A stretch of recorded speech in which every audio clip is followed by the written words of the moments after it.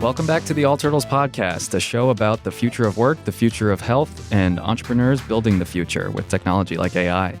I'm John Cifuentes, co-founder of All Turtles. Today, I'm interviewing Megan Berry. Megan's the VP of Product at Octane AI. She's helped build a fully remote team, and she's here to talk about why remote work is the future of work.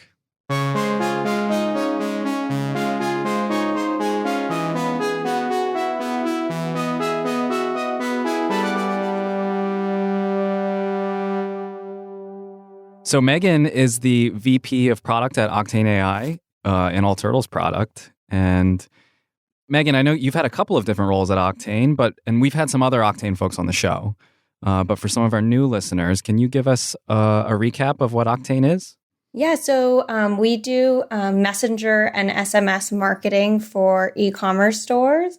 So if you're shopping online and you get a message, an SMS or messenger that gives you your receipt, or maybe gives you an abandoned cart message with a discount, or helps you find the right product, that could be Octane AI. Cool. So what's the broken thing in the e-commerce process now that Octane is fixing? Well, in general, you have to be where your customers want to be, and people prefer to talk over SMS and Messenger than email and phone in a lot of cases, especially younger generations, but even older as well. People hate getting on the phone, so if you can solve their problems in as low friction a way as possible, you make more money. That's great. Now, kind of the central theme for this conversation and one of our podcast themes and kind of one of All Turtles' overall themes is the future of work and the new ways in which people are being effective.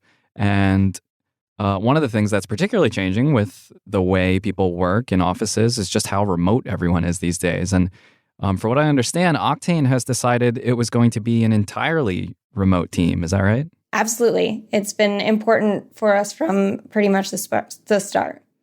So is that a strategic decision? Was that by necessity? How did that come to be?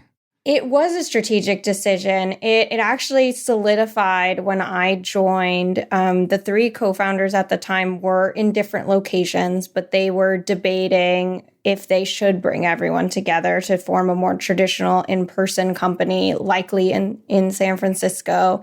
And I was head of product at the company I was at previously, and was working remotely with an engineering team that was pretty large, about 50 people, and had seen it work really well.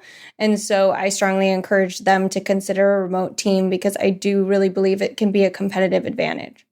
Yeah, what's the benefit? How does working from home or remotely benefit the employees or the company overall?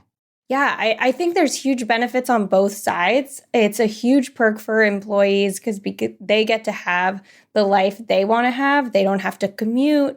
They don't have to be in a certain location. They can travel and be with their family, all sorts of benefits. And on the company side, most perks cost you money. But allowing people to work remotely actually saves you money because you don't have to rent office space. Sure.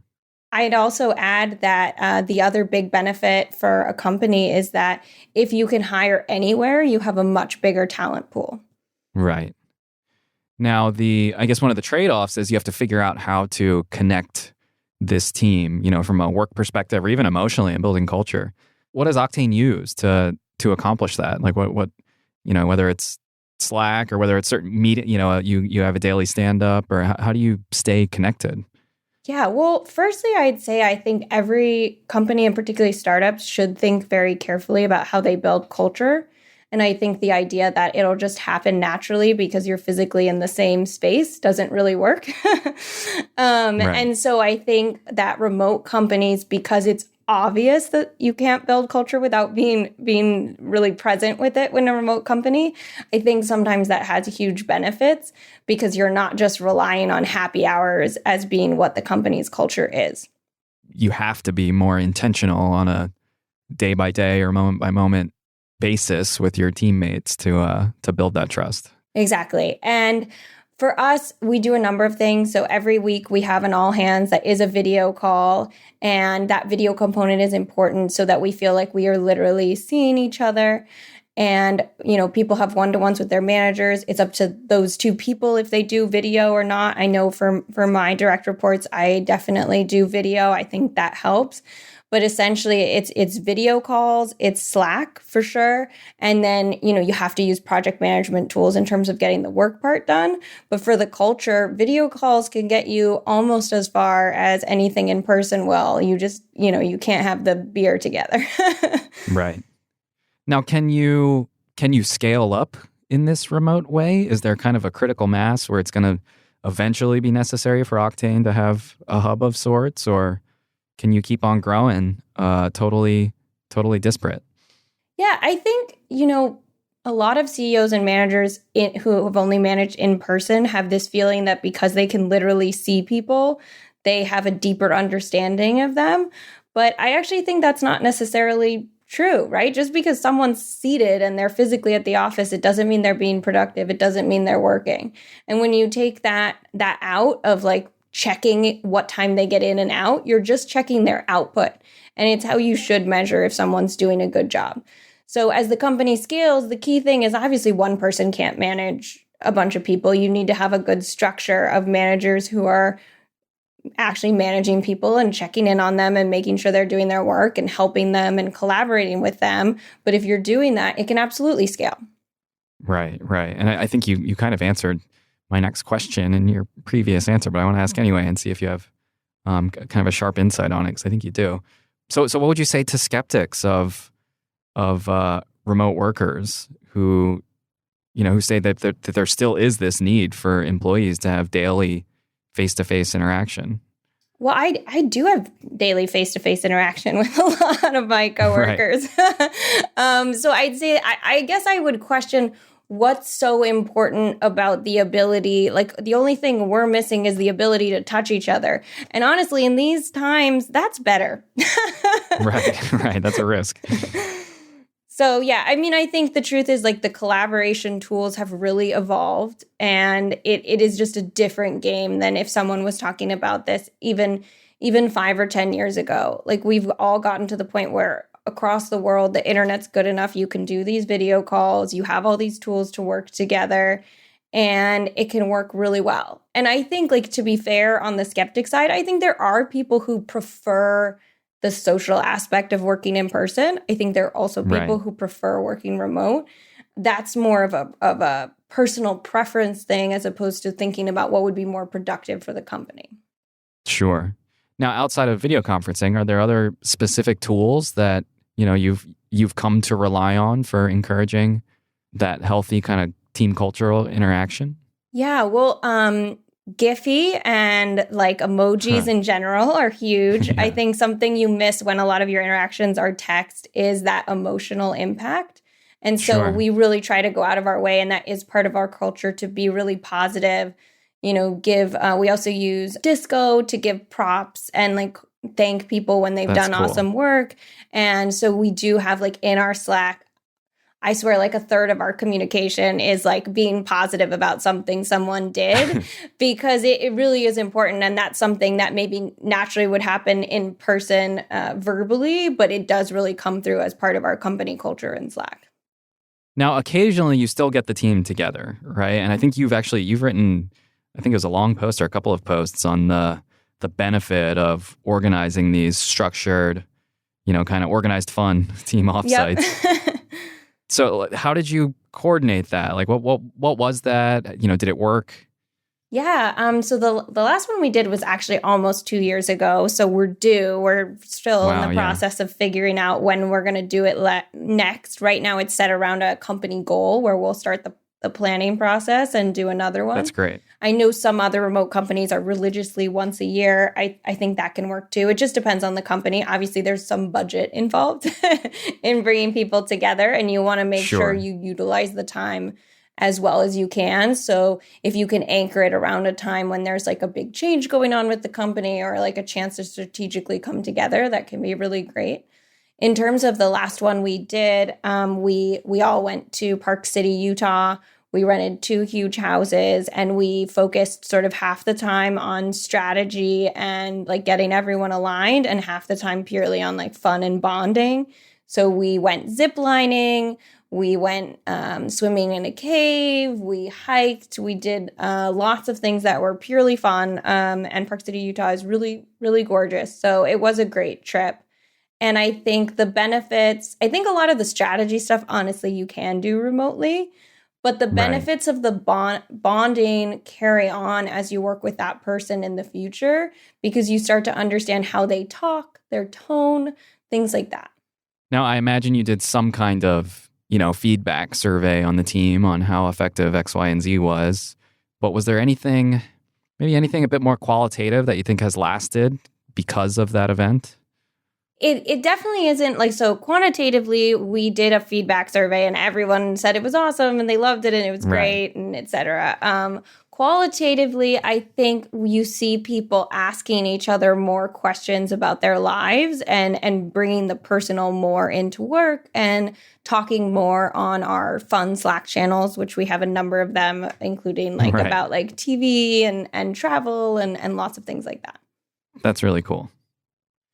Do you have any specific tips for other companies who are either considering having a bigger remote team or following a similar path as you? What's a pitfall to avoid, or what's something to focus on? The biggest hurdle, I think, is that people tend to be skeptical of it as you're trying to create a company this way and building it. Not employees. Employees love it.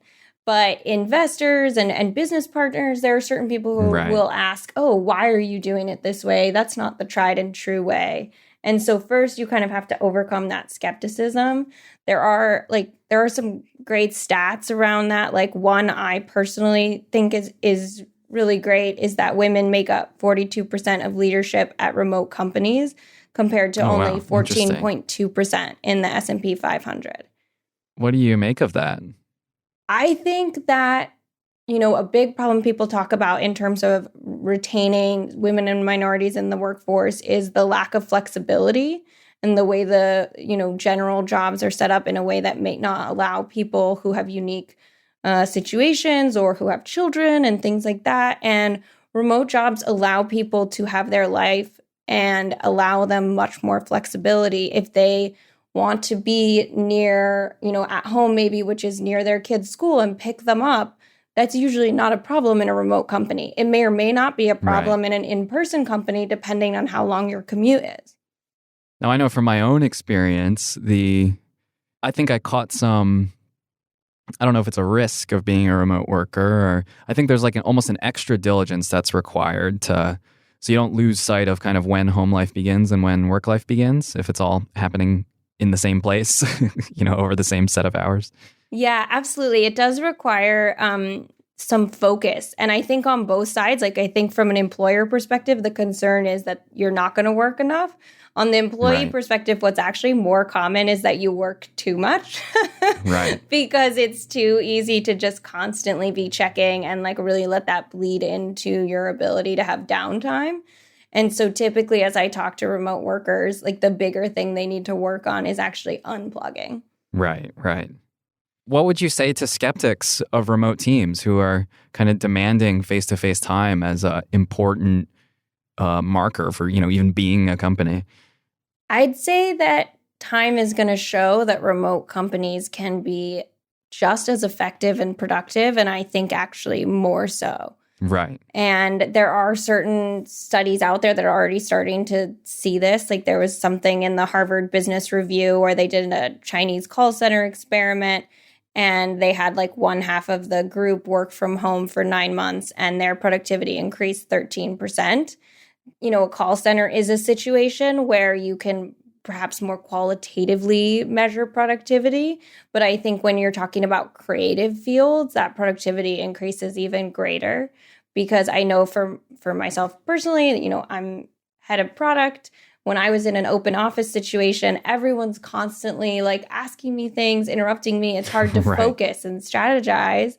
And for engineers, this is common in a lot of open office situations. They're headphones on, doing all these tactics to try to get some quiet time and focus and do the work you want them to do. If they can work from anywhere, that's not a concern. Right. And there's tools, I know at least on the All Turtle side, especially with the design team, they love Figma.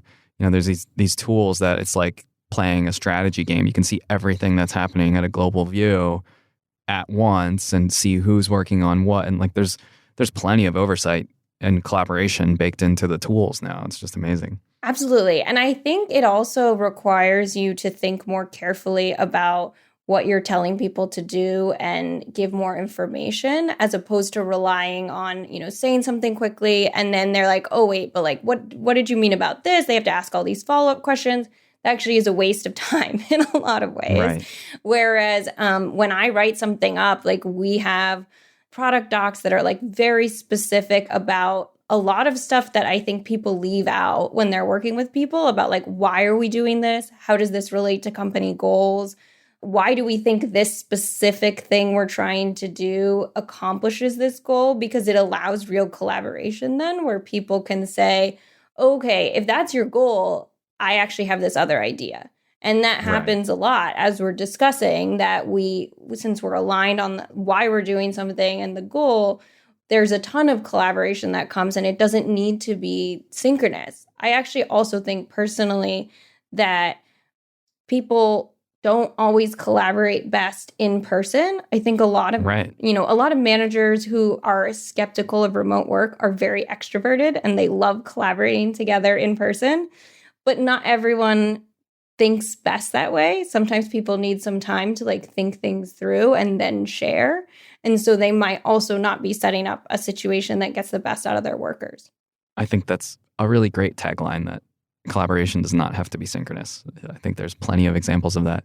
Are there companies, is there like good prior art on this for companies that are growing in a remote way? I know just off the top of my head, I know JetBlue has a big, their call center is remote workers, people working at home. But are there examples that you guys have drawn on that are kind of inspiring you to make the company decisions you are?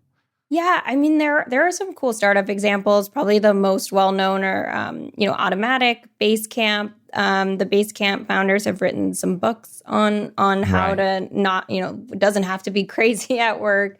Office Not Required. Those are some great stuff. We actually read Office Not Required as part of our company book club at one point. That's cool. It's a great one. Also, Zapier and Envision are big ones that are all remote. Yeah, that makes sense. Now, I guess my last question, do you think this is going to become more and more common, or is it, something temporary while office space is expensive and open? Like how do you see this continuing?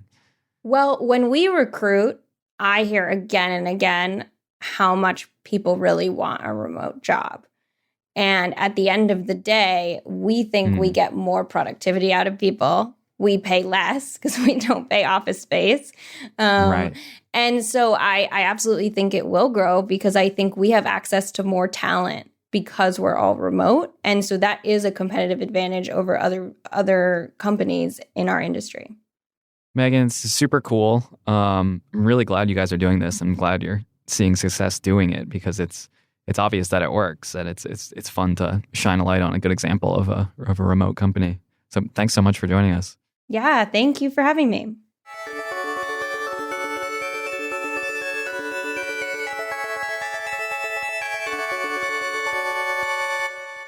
So now it's time for a listener question. And today's listener question is actually kind of a composite of many versions of the same question that we get over and over. And it usually takes the form of something like this. It says, I'm so-and-so, the founder of so-and-so, some product or entrepreneurial endeavor.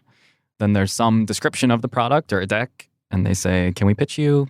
Can you invest? Do you have room to incubate us? Can we work with you? What do we say to that person? It's kind of a different answer each time. Yeah, I mean, maybe. Right. We don't really incubate anything. We're not really trying to make startups, but we do have a few themes that we like working on, things that make the world healthier and wealthier. And we're always looking for founders that have crisply articulated solutions to real problems. And happy to talk and happy to figure out on a kind of case-by-case basis what makes the most sense. But we're not a program. We don't have an application process. We don't have semesters or admissions or anything like that. So is there any way to stand out? Because we do get a lot of emails on stuff like this. Yeah. I mean, I think the main thing is just to be really crisp about what you're trying to do and why. Like, what is the real problem and what's your approach to doing it? And just get in touch, hello at all-turtles. and we can talk that way. Or, if you're ever in San Francisco or Tokyo or Paris, come and visit any of our locations. Just meet people. There is no formal process, and that's kind of by design. We're not looking to be a factory that turns out startups. We want to make high quality products for the world, and there's always room for people who want to do that, but we don't have a standard approach. I think maybe the hard part is communicating like this decoupling of the product from the company. Yeah, I think that's the central thing. It's people have conflated the Silicon Valley idea that in technology, an innovative product has to have a one-to-one relationship to a small, fragile startup. And that's the fundamental thing we're trying to break, is we're kind of saying, like, well, you can make a startup or not. That doesn't really matter. We don't really care about the startups. We care about the existence of these products. So sometimes just working on a product within a different framework is a much better idea than trying to make a startup. And sometimes making a startup is the right idea. We're happy with either approach, and we're kind of happy to talk through it. Cool. So keep getting in touch is the central theme there. And for our listeners, if you have any questions you'd like us to answer separate from this one that we get all the time, send us an email. It's hello@all-turtles.com, or you can tweet us at @allturtlesco. Thanks. This podcast is a production of the All Turtles Worldwide Media Empire. We recorded this episode in the world-class Donatella Studios in San Francisco, California. Thanks to Megan Barry for joining us this episode. If you have any questions, comments, or suggestions for future episodes, send us an email to hello@all-turtles.com. Marie reads every message. Thanks to everyone who made this episode possible, including Jim Metzendorf for editing, Marie McCoy-Thompson for producing, Chris Plug for his audio expertise, Mike Rivera for our artwork, and Matt Ammerman for our theme music. On behalf of Jessica Collier, Phil Libin, and yours truly, John Cifuentes, and the rest of the All Turtles team, thanks for listening.